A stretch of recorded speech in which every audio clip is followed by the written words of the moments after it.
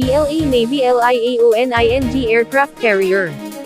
Ang aircraft carrier na ngayon ay kilala bilang ang Chinese aircraft carrier Liaoning ay nagsimula bilang Varyag, isang Kuznetsov class aircraft carrier na itinayo ng dating Soviet Union noong dekada 1980. Nang mabuwag ang Soviet Union noong 1991, huminto ang konstruksyon at naiwan itong humigit kumulang 68% natapos sa Ukraine.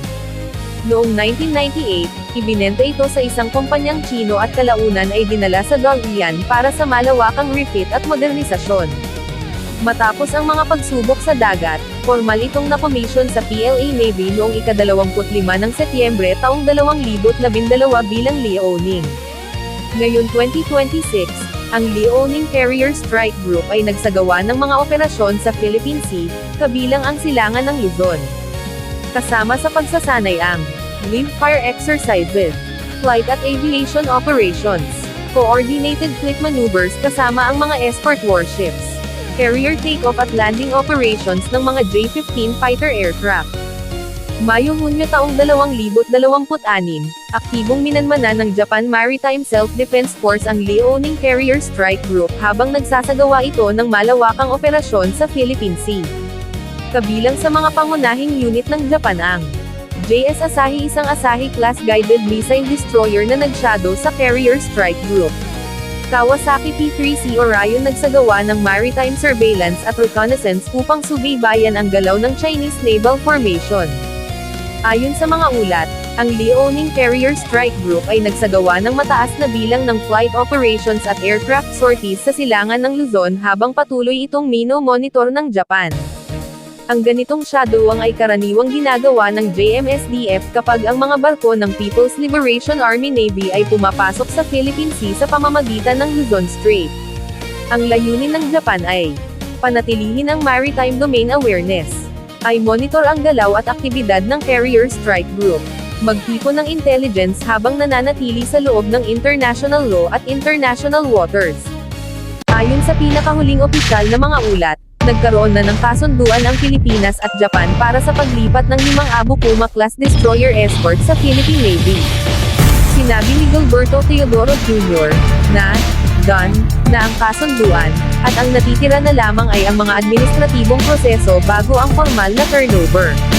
Inaasahang may hahatid ang mga barko sa loob ng humigit kumulang 2 hanggang 3 taon.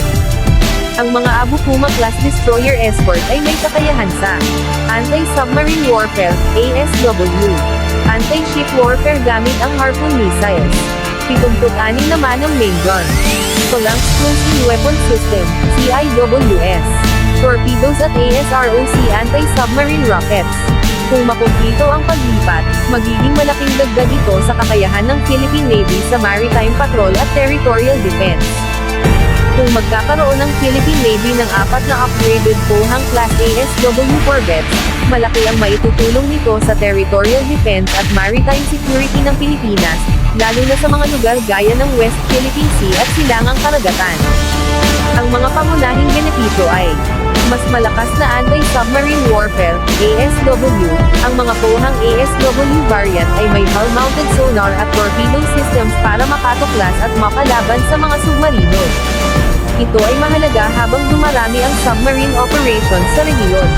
Mas maraming barkong nakadeploy sa 4 na corvette, maaaring may mga barkong sabay-sabay na nagpapatrolya habang ang iba ay nasa maintenance o training, kaya mas tuloy-tuloy ang presensya ng Philippine Navy. Escort missions makakapagbigay ng proteksyon sa mga frigate, logistics ships, at iba pang naval vessels sa panahon ng patrol o operasyon. Maritime surveillance makakatulong sa pagdetect at pagmonitor ng mga barko at iba pang banta sa loob ng territorial waters at exclusive economic zone, EEZ. Force multiplier kasama ng mga modernong frigate at maritime patrol aircraft, mapapalakas ang kakayahan ng Philippine Navy sa coastal at offshore defense.